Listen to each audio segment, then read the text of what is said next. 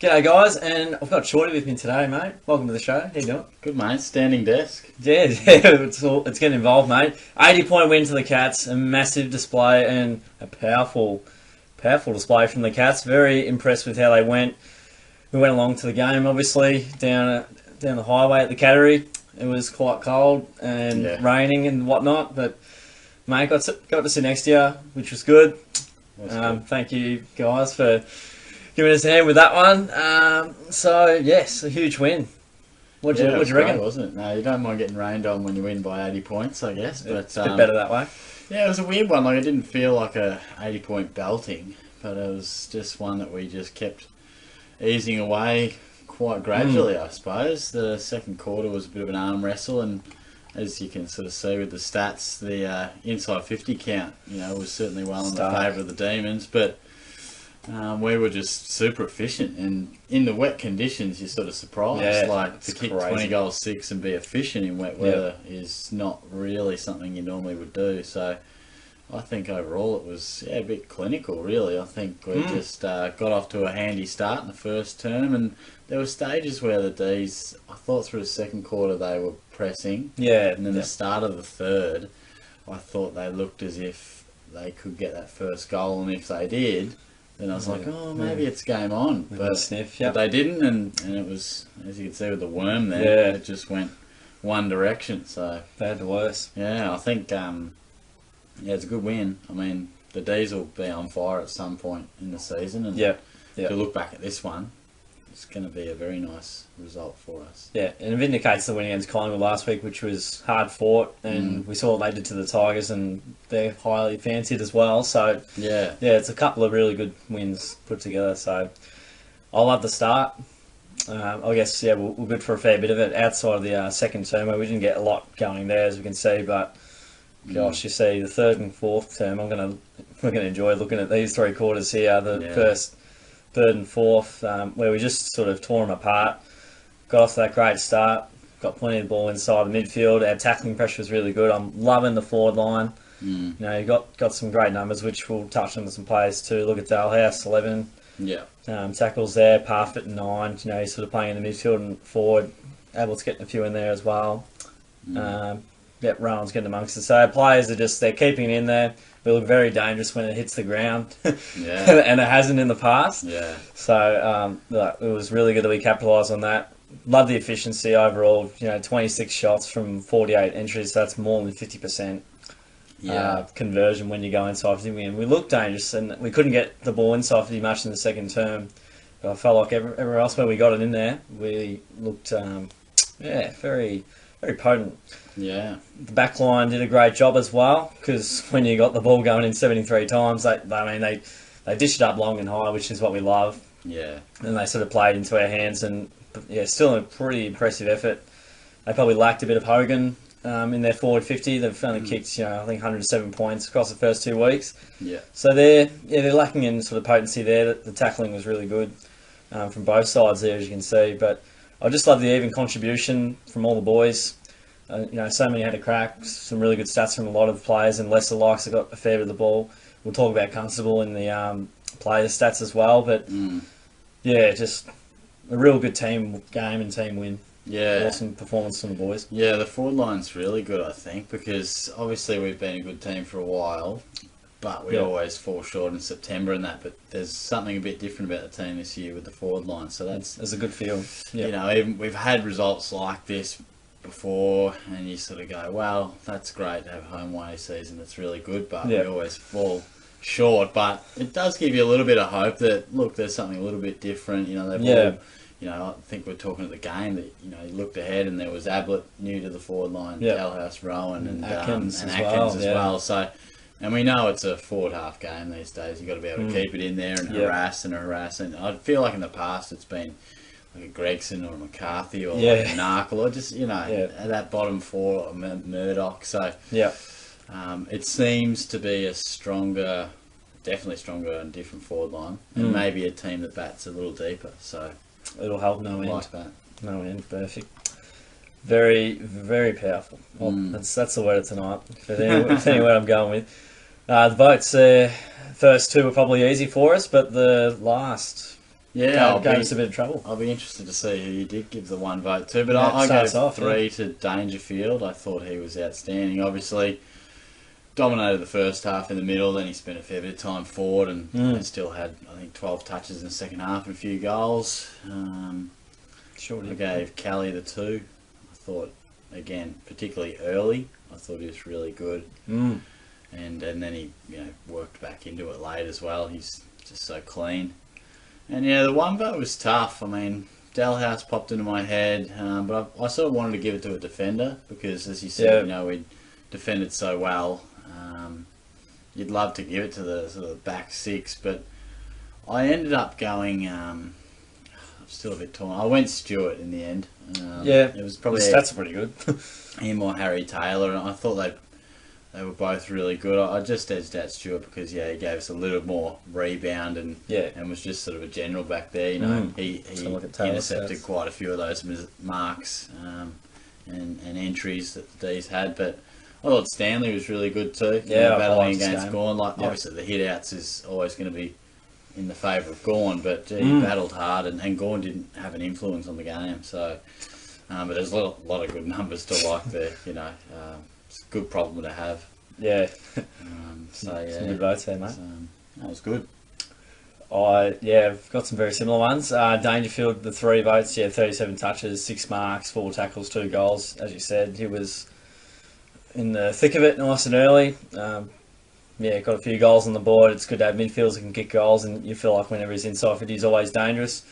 He's just a powerful player. Like whenever he's running through the midfield, or he's taking marks down the line. It's like the release kick. He's just always he's always there and about, and always just forcing himself through the contest and going in hard. Yeah, leads by example. TK gets the 2 votes, 30 touches, couple of grabs in there, 5 tackles, kicked a goal as well, which it looked like a really tough angle when we were watching it, but then you look at the tail, that's pretty elementary goal. But he was spectacular. His ball use is really good, and he gets really clean breaks and good looks at it from the clearance. I was very pleased with how he went. Dalhouse gets my vote. I think I've given him a vote last week and this week, so I must love him. 21 touches for Dalhouse. I think the 11 tackles got me across the line there. Just that's what he's there for. 2 goals as well, and when it was hot early was when he was doing his best work, and that's a big reason for me giving him the tick there. And again, Duncan, who was sort of good early, went quiet late, sort of got a bit more of the ball later on, but he had a really nice goal.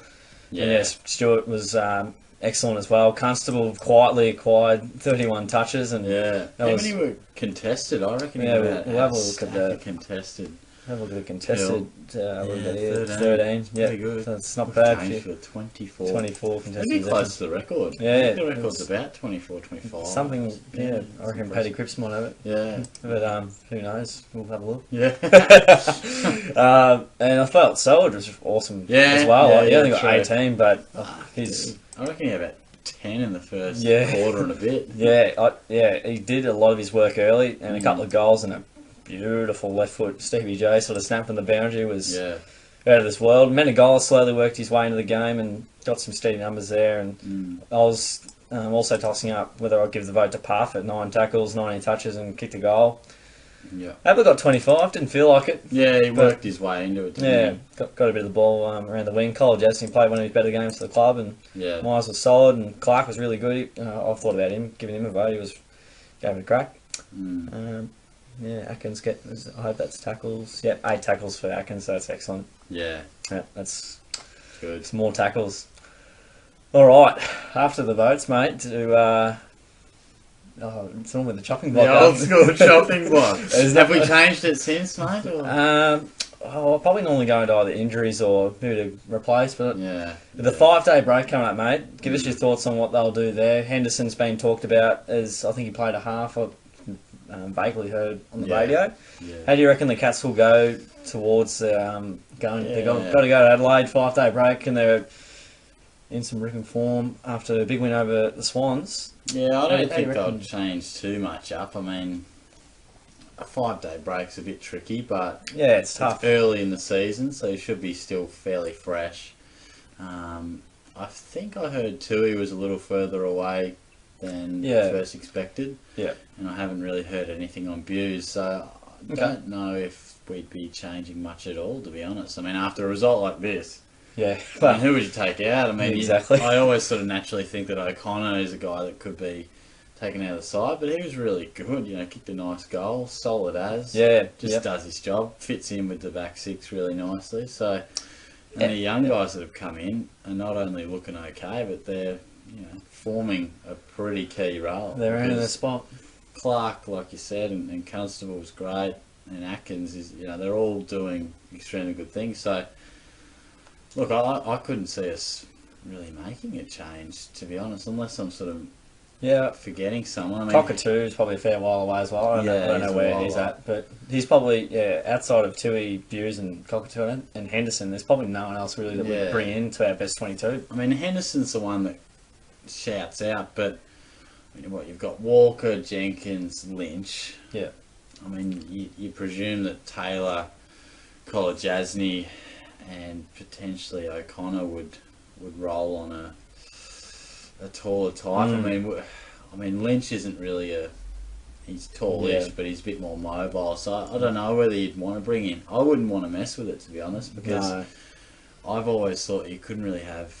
Oh, Blitzarves, of course, is in there too. So of course, I've forgotten him. Blitzarves, Henry. Yeah.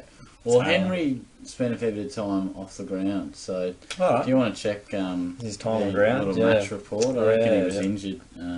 Actually, the match report, Definitely had some sort of leg. Hamstring, Hamstring, so...